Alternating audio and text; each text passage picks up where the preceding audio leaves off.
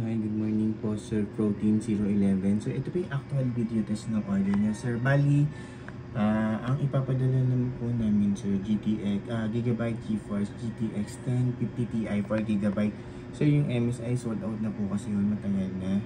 So ito mas maganda naman po to Sir. Promise, mas maganda siya. Ayan po Sir.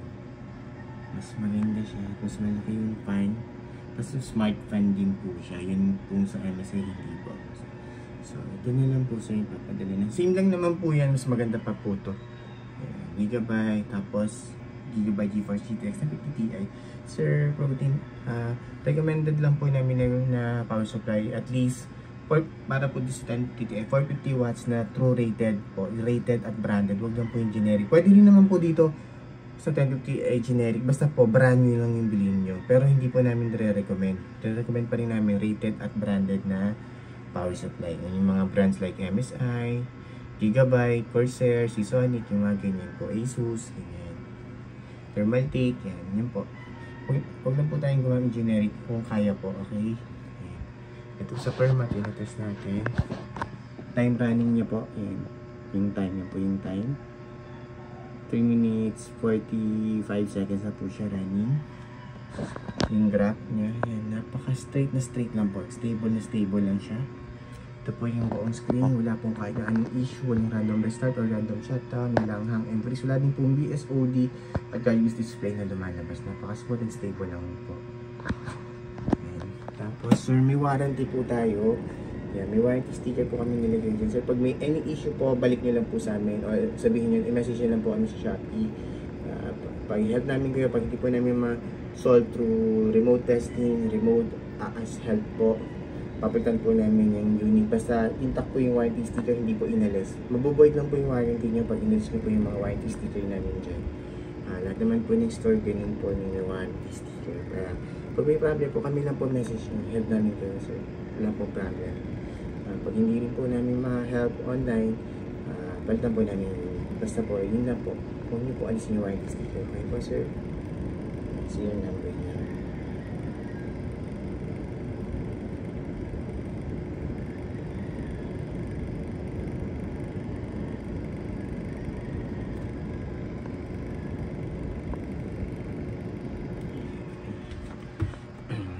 Time check po ulit dito, naranin siya in 5 minutes 10 seconds na. Smooth and stable lang. Okay, close ko na po ito sa permark. Yan po yung permark, yung naran natin. MSI Afterburner software. Software lang po yung any brands pwede pong gumamit niyan. Gusto ko lang ipakita ko anong detected niya video card yan po. NVIDIA GeForce GTX 1050 Ti. Tapos ito, GPU-Z. Fully sense specs po sa GPU-Z. Ayan.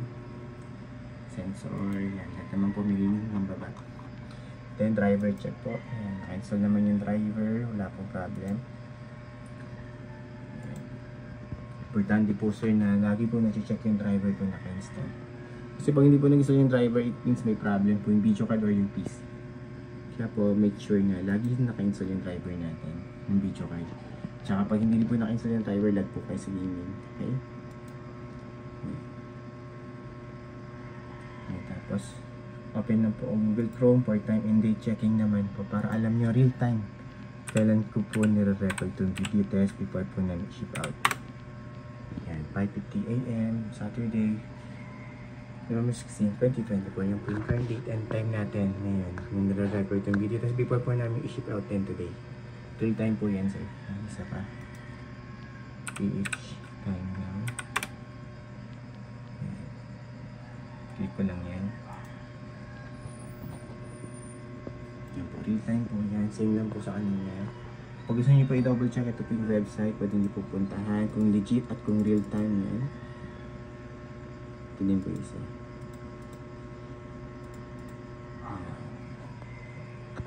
Okay, yun lang po Sir Protein 011. Close ko na po ito and shut down para ma-ship out na po namin yung order nyo today.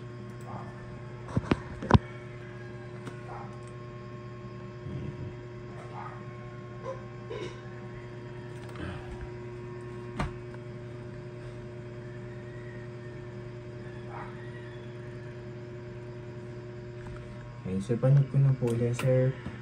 Gamit lang po kayo ng rated at branded na power supply. Minimum po 450 watts goods na good. Kahit 400 watts po pwede na. Basta rated at branded. Kung generic po ang gusto nyo, basta brand new, huwag pong use, pwede rin po yan. Pero yun po, recommended pa rin namin rated at branded. Fan niya po yan, buong buo, so mas malaki yan. Mas tahimik. May gigabyte.